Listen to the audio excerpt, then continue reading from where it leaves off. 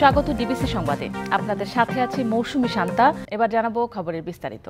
লাগামহীন মূল্যস্ফীতি, বৈদেশিক মুদ্রার সংকট আর ডজন খানেক ব্যাংক বন্ধ হয়ে যাওয়ার ঝুঁকি নিয়েই শুরু হলো নতুন বছর 2025। ব্যবসায়ী ও বিশ্লেষকরা মনে করছেন, ক্ষত বিক্ষত অর্থনীতি পুনরুদ্ধারের পথে নতুন বছর হবে খুবই চ্যালেঞ্জিং। সুদহার নিয়ন্ত্রণ করে বিনিয়োগ বাড়ানো না গেলে আরও সংকট দেখা দেবে কর্মসংস্থানের। বিগত সরকারের নীতি দুর্বলতা আর স্বেচ্ছাচারিতার সবচেয়ে বড় শিকার ব্যাংক খাত। আইন করে ব্যাংক লুটের সুযোগ করে দেয়ায় প্রায় ডজন খানেক ব্যাংক এখন ডুবতে বসেছে।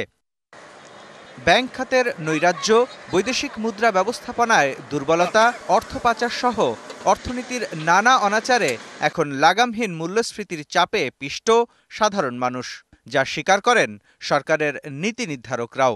এখানে একটা বড় চ্যালেঞ্জ, এখন মূল্যস্ফীতি তো খুব কমানো যাচ্ছে না। বিশ্লেষকরা বলছেন, অর্থনীতির ক্ষত দ্রুত সারিয়ে তোলাই নতুন বছরের বড় চ্যালেঞ্জ।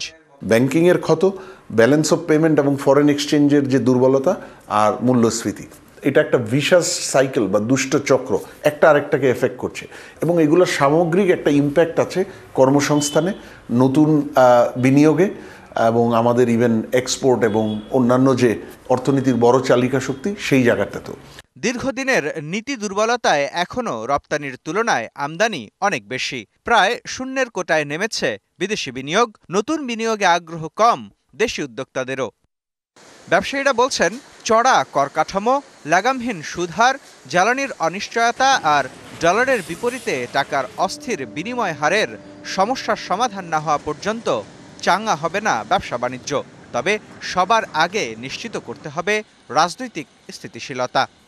রাজনৈতিক স্থিতিশীলতা যদি থাকে তাহলে দেশে বিনিয়োগ বৃদ্ধি পায়। বিনিয়োগ যদি বৃদ্ধি পায় তাহলে একদিক দিয়ে কর্মসংস্থান সৃষ্টি হয়, অন্য দিক দিয়ে উৎপাদন বৃদ্ধি করে দেশের জন্য সম্পদ সৃষ্টি করতে পারেন। সম্পদ সৃষ্টি করলেই তো আপনি সম্পদ বন্টন করতে পারবেন। এখন খালি পকেটে যদি আপনার থাকে, আপনি কাকে কী দিবেন? আপনি তো খালি পকেটে কিছু দিতে পারবেন না। দ্রুত অর্থনীতির ক্ষত সারিয়ে জুলাই আন্দোলনের সুফল হিসেবে জনগণের আর্থিক স্বস্তি নিশ্চিত করতে না পারলে অন্তর্বর্তী সরকারের দেশ পরিচালনা করা কঠিন হতে পারে বলেও মত ব্যবসায়ী ও বিশ্লেষকদের। যেই অর্থনৈতিক উন্নয়ন আমি আর আপনি আশা করতেছি সেটা সম্ভব না, এটা কোনো দেশে হয় না, এখানেও হবে না। Mustafa Mahbub, DBC news, Dhaka. Chattogram medical college হাসপাতালে সক্রিয় শক্তিশালী সিন্ডিকেট। নার্স, কর্মচারী আর দালাল মিলে গড়ে উঠেছে অসাধু চক্র, যারা বিভিন্ন প্রাইভেটে রোগী ভাগিয়ে নেওয়া থেকে ওষুধ চুরি সবকিছুর সাথেই জড়িত। রোগীদের নির্দিষ্ট ফার্মেসিতে নিয়ে আদায় করছে গলাকাটা দাম। সব জেনে শুনেও নীরব মেডিকেল প্রশাসন। অন্যদিকে আইনি সীমাবদ্ধতার কথা বলছে পুলিশ। চট্টগ্রামের সবচেয়ে বড় এই হাসপাতালে সেবা নিতে আসেন বিভিন্ন জেলার হাজারো মানুষ। 1300 শয্যা রয়েছে এখানে, কিন্তু ভর্তি থাকেন 4 থেকে 5,000 রোগী। প্রয়োজনীয় জনবল না থাকায় সেবা দিতে হিমশিম খেতে হচ্ছে কর্তৃপক্ষকে। এই সুযোগে তৈরি হয়েছে অসাধু সিন্ডিকেট। বিভিন্ন নিয়মের অভিযোগে গেল বছর মেডিসিন ওয়ার্ডে অভিযান চালায় দুর্নীতি দমন কমিশন। বরাদ্দ ও সরবরাহ থাকলেও রোগীকে ওষুধ না দিয়ে তা পাচার করা হয়, এমন অভিযোগে ওয়ার্ড ইনচার্জ ও সিনিয়র স্টাফ নার্সের বিরুদ্ধে শাস্তির সুপারিশ করে দুদক। কিন্তু কর্তৃপক্ষ কোনো ব্যবস্থা না নিয়ে দুজনকে বদলি করে অন্য ওয়ার্ডে। ওষুধ চুরি, রোগী ভাগিয়ে নেওয়া সহ বিভিন্ন অভিযোগ নার্স, আউটসোর্সিং কর্মচারীদের একটি অংশের বিরুদ্ধে। আর মেডিকেলের আশেপাশের অর্ধশত ফার্মেসির শতাধিক দালাল রোগীদের নির্দিষ্ট ফার্মেসিতে নিয়ে আদায় করছে বাড়তি দাম। এই দুইটা আমি লিখছি, তো এগুলো আমি একটা জুনিয়র মেয়েকে দিয়ে লেখাইছিলাম। কিন্তু ওই প্রেসক্রিপশনেতে এই ওষুধটা নাই। মেডিকেলের ওয়ার্ডের সামনেই একজন রোগীর ব্যবস্থাপত্র দেখছে দুজন। ক্যামেরা দেখেই সরে যান তারা। আমি যখন ওষুধের জন্য উনি কিন্তু আমার হাত ধরছে, তাকে আসেন, এখানে ডাক্তারের দোকান আছে। কিছু দালাল আমাদের ভিতর থেকে বাইরে নিয়ে যায়, বলছে এখানে আসো, মেডিসিনের মূল্য কম পাবে। অভিযোগ আছে রোগী ভাগিয়ে নেওয়ার জন্য দালালদের দেয়া হয় কমিশন। প্রায় 300 থেকে 400 দালাল এই বছর ধরা হয়। নার্স তারপর হচ্ছে কর্মচারী যারা, যখন আমার কাছে এটা রিপোর্ট হয় তখন আমার কাছে যদি এটা এভিডেন্স আকারে আসে তখন আমি সাথে সাথে এদেরকে পানিশমেন্ট দিই। আইনি সীমাবদ্ধতায় দালালরা জরিমানা ও সাজা ভোগের পর আবারও একই অপরাধে জড়াচ্ছে। দালাল কিন্তু কেউ পরিচয় বহন করে না, তার অ্যাক্টিভিটিসের মাধ্যমে প্রমাণ হয়। সুতরাং এইভাবে তালিকা করে ওইভাবে কাজ করা হয়নি, তবে অন স্পটে যাদেরকে আমরা এই ঘটনার সাথে সম্পৃক্ততা পেয়েছি তাদেরকে কিন্তু আমরা গ্রেপ্তার করেছি। ওষুধ ও অন্যান্য চিকিৎসা উপকরণ চুরির অভিযোগে গত বছর গ্রেপ্তার করা হয় 95 জনকে। Mujibul Haque, DBC news, Chittagong.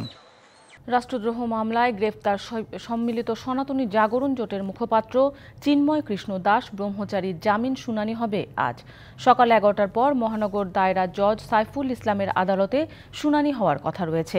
রাষ্ট্রদ্রোহ মামলায় বন্দী চিন্ময় কৃষ্ণ দাসের জামিন শুনানির জন্য 12 ডিসেম্বরের আবেদন করলে তা নাকচ হয়। 31 অক্টোবর চিন্ময়ের বিরুদ্ধে জাতীয় পতাকা অবমাননার অভিযোগে রাষ্ট্রদ্রোহ মামলা করেন ফিরোজ খান নামে এক বিএনপি নেতা। এরপর 25 নভেম্বর ঢাকা থেকে এই মামলায় গ্রেপ্তার করা হয় তাকে। পরদিন কারাগারে পাঠানো হয়। কারাগারে পাঠানোকে কেন্দ্র করে পুলিশের সাথে ত্রিমুখী সংঘর্ষের সময় আইনজীবী আলিফকে কুপিয়ে ও পিটিয়ে হত্যা করে দুষ্কৃতকারীরা।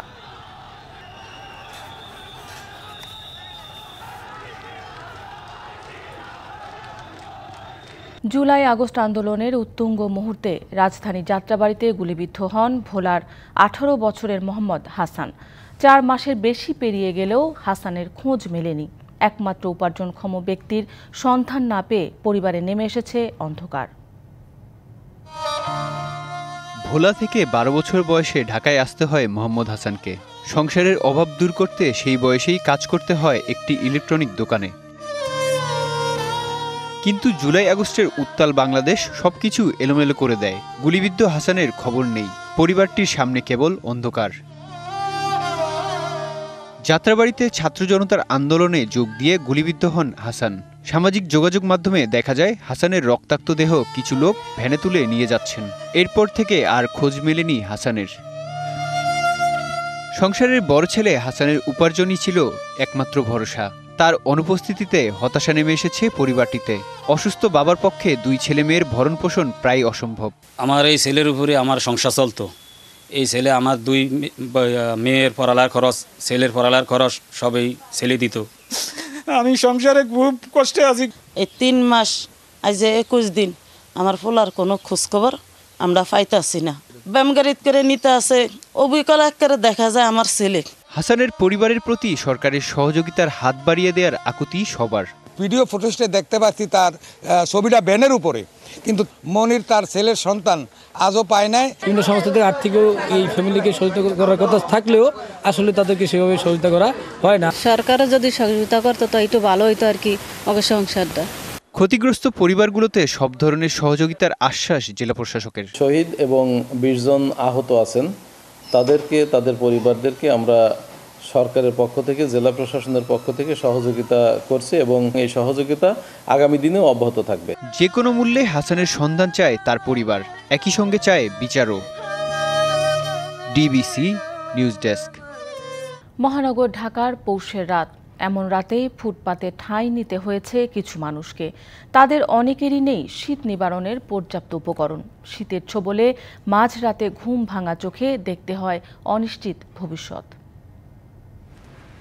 দিনে ভ্যান চালিয়ে রোজগার, আর রাত কাটে চানখারপুলের ফুটপাতে।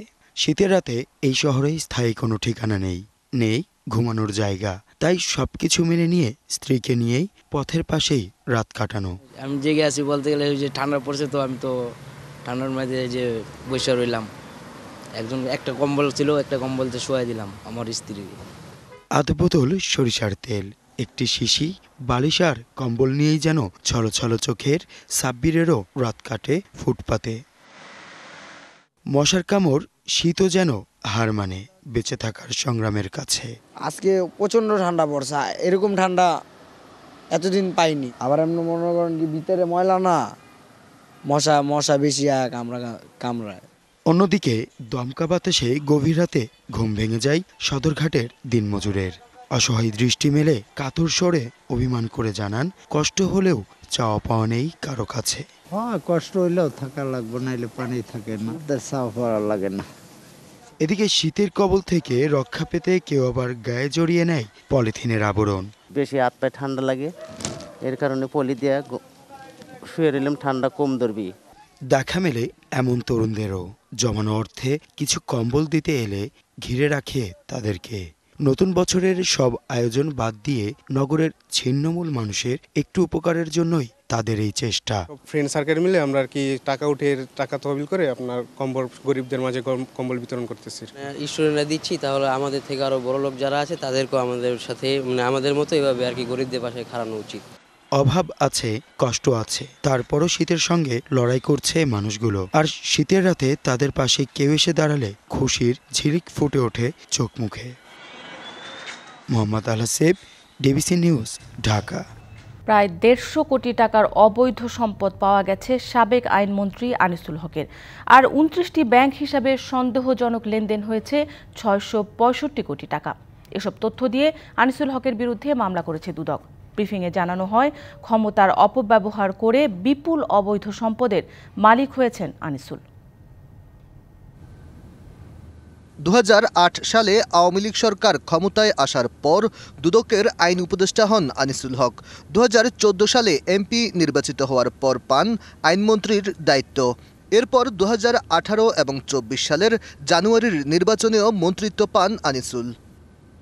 সদ্য গত হওয়া বছরের ৫ই আগস্ট ছাত্র জনতার অভ্যুত্থানে আওয়ামী লীগ সরকারের পতনের পর আত্মগোপনে থাকা আনিসুল হক ঢাকার সদরঘাটে শেখ হাসিনার আরেক উপদেষ্টাসহ গ্রেপ্তার হন।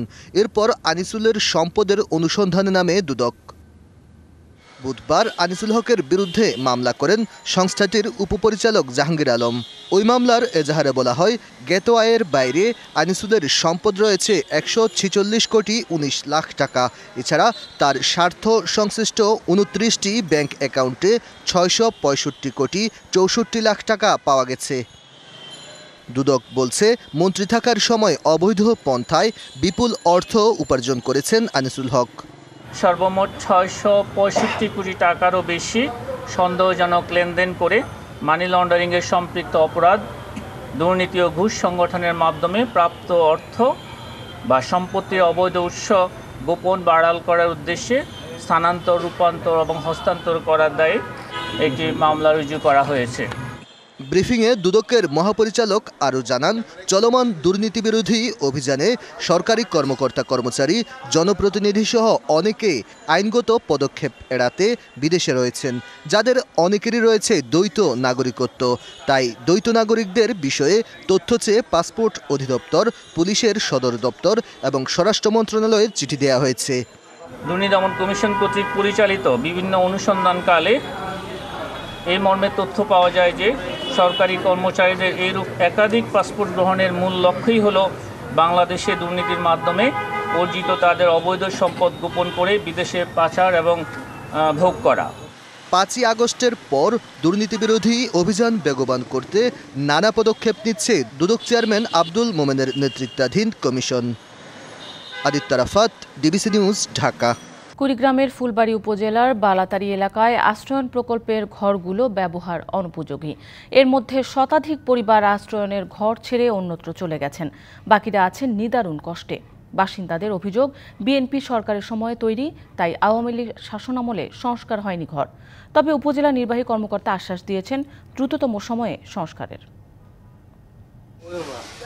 গৃহহীন ও নদী ভাঙনের শিকার মানুষের জন্য ২০০৪ সালে কুড়িগ্রামের ফুলবাড়ী উপজেলার বালাতারি এলাকায় আশ্রয়ন প্রকল্প তৈরি করে তৎকালীন সরকার।